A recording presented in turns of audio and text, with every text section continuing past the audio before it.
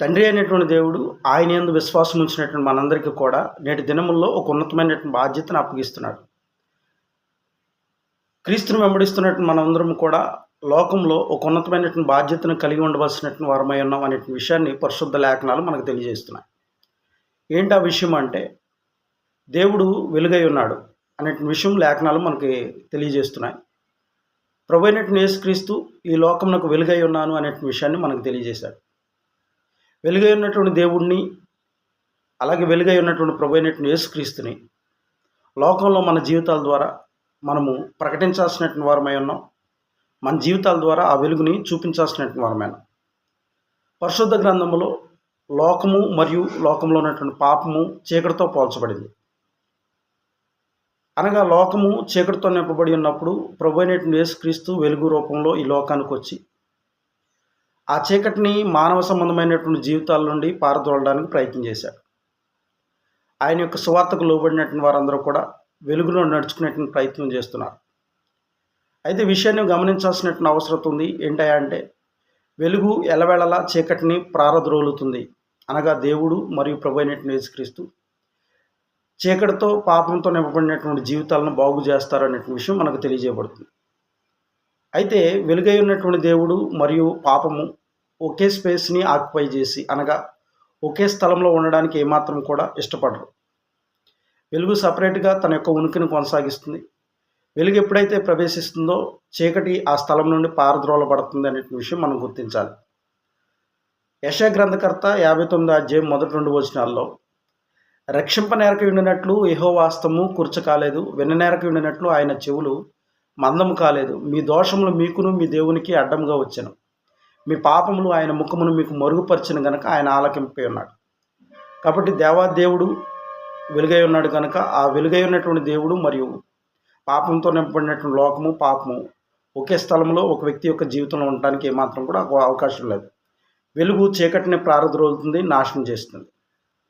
అదే క్రమంలో దేవుడు మరియు పాపము ఒకే స్థలంను ఆక్యుపై చేయవు అనే విషయంలో మరొక రెండవ ఉదాహరణ మనం ఆలోచన చేస్తున్నప్పుడు, అపోస్తలుడైనటువంటి యోహాను మొదటి పత్రిక 5వ అధ్యాయం మొదటి నుండి 5వ వచనం నుండి 7 వచనాలు మనం చదువుతానికి ప్రయత్నం చేస్తున్నప్పుడు, మేము ఆయన వలన విని మీకు ప్రకటించు వర్తమానమేమనగా దేవుడు వెలుగై ఉన్నాడు, ఆయన యందు చీకటి ఏమాత్రము లేదు. అంటే చీకటి అంటే పాపం ఏమాత్రము లేదు. సో పాపం కలిగినటువంటి వాళ్ళు దేవుడిగా పరిగణింపబడడానికి ఏమాత్రం కూడా అవకాశం లేదు. సోకాల్డ్ గాడ్స్ లోకంలో చాలామంది ఉన్నారు. వారి యొక్క చరిత్రలు మనం చదువుతున్నప్పుడు వారి జీవితాల్లో అనేక రకమైనటువంటి పాపభూయిష్టమైనటువంటి కార్యక్రమాలు మనకు కనబడతాయి. అయితే సత్యవంతుడైనటువంటి దేవుళ్ళలో ఏమాత్రం కూడా చీకటి లేదు. ఆయనతో కూడా సహవాసం గలవారమని చెప్పుకొని చీకటిలో నడిచిన ఏళ్ళ మనం అబద్ధమాడుచు సత్యమును జరిగింపకుందము. అయితే ఆయన వెలుగులోనున్న ప్రకారం మనము వెలుగులో నడిచిన ఏళ్ళ మనము ఆయనతో అన్యోన్య సహవాసం గలవారమై ఉందము. అప్పుడు ఆయన కుమారుడైన యేసు రక్తము ప్రతి పాపము నుండి మనలను పవిత్రులుగా చేయరు. సో వెలుగు చీకటి అనేటువంటిది సహవాసం చేయడానికి ఏమాత్రం కూడా అవకాశం లేదు. వెలుగు మరియు చీకటి అనేటువంటిది ఒకే స్పేస్లో తమ ఉనికిని కలిగి ఉండడానికి అవకాశం లేదనే విషయాన్ని చెప్తున్నాడు.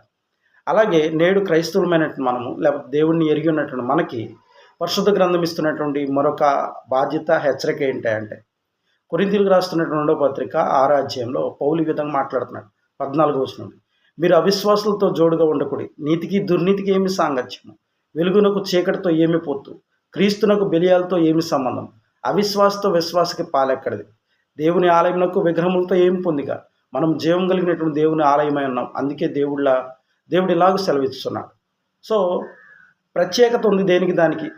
వెలుగై ఉన్నటువంటి మనము, దేవుడిని వెంబడిస్తున్నటువంటి మనము చీకటితో పొత్తు కలిగి ఉండకూడదు. విశ్వాసులమైనటువంటి మనము అవిశ్వాసులతో జోడుగా ఉండకూడదు. క్రీస్తు సంబంధులమైనటువంటి మనము బెలియాలతో సంబంధం కలిగి ఉండకూడదు. ఆ తదుపరి దేవుని యొక్క ఆలయంగా పోల్చబడినటువంటి మనము విగ్రహములతో పొందిక కలిగి ఉండకూడదు అనే విషయాన్ని చెప్తున్నాడు. అంటే మన జీవితము ప్రత్యేకంగా ఉన్నప్పుడు ఆ ప్రత్యేకత ద్వారా వెలుగై ఉన్నటువంటి దేవుడిని, వెలుగై ఉన్నటువంటి క్రీస్తుని లోకానికి మనం పరిచయం చేస్తాం, లోకానికి మనం ప్రకటిస్తాం. అదే క్రమంలో అపోస్తలుడైనటువంటి పేతురు తెలియజేస్తున్నాడు, యాజకులు మరియు చీకటి ఒకే స్థలంలో ఉండడానికి వీల్లేదు. దేనికి దానికి అది ప్రత్యేకంగా ఉండి ఈ వెలుగై ఉన్నటువంటి యాజకులు చీకటిని ప్రారద్రోలుతారనే విషయాన్ని చెప్తున్నాడు. అయితే మీరు చీకటిలో నుండి ఆశ్చర్యకరమైన తన వెలుగులోనికి మిమ్మల్ని పిలిచిన వారి గుణాతిశయములను ప్రచురం చేయ నిమిత్తం ఏర్పరచబడిన వంశమును, రాజులైన యాజక సమూహమును, పరిశుద్ధ జనమును, దేవుని సొత్తు అయినటువంటి ప్రజలై ఉన్నారు. ఒకప్పుడు ప్రజగా ఉండక ఇప్పుడు దేవుని ప్రజలైతిరి. ఒకప్పుడు కనికరింపక ఇప్పుడు కనికరింపబడిన వారైతిరి.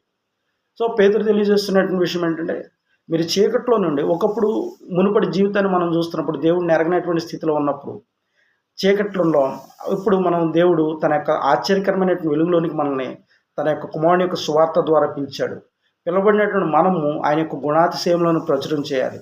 ఆ గుణాతిశయములను ప్రచురం చేయడానికి మనము ఏర్పరచబడినటువంటి వంశము అని చెప్పి, రాజులైనటువంటి యాజక సమూహము అని చెప్పి పేతురు మనకు తెలియజేస్తున్నాడు. కాబట్టి లైట్ చేంజెస్ అవే డార్క్నెస్. వెలుగు ఎలవెళలా చీకటిని ప్రారద్రోలుతుంది. తండ్రి అయినటువంటి దేవుడు పాపంతో పోల్చబడిన చీకటి ఒక స్పేస్లో ఏమాత్రం కూడా తమ ఉనికిని కలిగి ఉండలేరు. అలాగే వెలుగై ఉన్నటువంటి దేవుడు చీకటి అయినటువంటి పాపము ఒకే స్పేస్లో ఏమాత్రం కూడా కలిసి ఉండలేరు. అలాగే విశ్వాసులమైన మనము అవిశ్వాసులతో కలిగి ఆ సహవాసాన్ని కొనసాగించడానికి అవకాశం లేదు.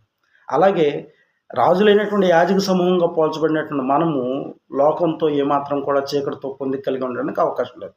సో ఇప్పుడు వెలుగైనటువంటి దేవుణ్ణి, వెలుగై ఉన్నటువంటి క్రీస్తుని మనం వెంబడిస్తున్నప్పుడు మన జీవితాల ద్వారా ఆ వెలుగుని లోకంలో మనం ప్రతిబింబ చేయాల్సినటువంటి వారమై ఉన్నాం, ప్రకటించాల్సినటువంటి వారమే ఉన్నాం, చూపించాల్సినటువంటి వారమే ఉన్నాం.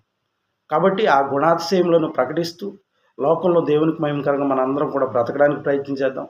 ఈ క్రమంలో మనకున్నటువంటి బలహీనతలను మనం దేవుని ఎదుట ఒప్పుకుంటే ఆ కుమారుడైనటువంటి క్రీస్తు యొక్క రక్తము మనల్ని పరిశుద్ధులుగా చేసి నీతిమంతులుగా మారుస్తుంది. కాబట్టి మనం పాపం చేయలేదనంటే దేవుని ఎదుట అబద్ధికులుగా పరిగణింపబడతాం. మన పాపములను మనం దేవుని ఎదుట ఒప్పుకుని కుమారుని యొక్క రక్తం ద్వారా కడగబడి నీతిమంతులుగా పరిగణింపబడి ఆ వెలుగై ఉన్నటువంటి దేవుణ్ణి, వెలుగై ఉన్నటువంటి క్రీస్తుని లోకంలో ప్రచురపరచడానికి మనందరం కూడా ప్రయత్నించేద్దాం. నేడు మన జీవితాల ద్వారా దేవుడు ఈ ఉన్నతమైనటువంటి బాధ్యతను మన మీద పెడుతున్నాడు కనుక దాన్ని శిరసావహించి దాన్ని లోకంలో చాటి చెప్పడానికి ఎలవెళ్ళ కృషి చేద్దాం. అందరికీ వందనాలు.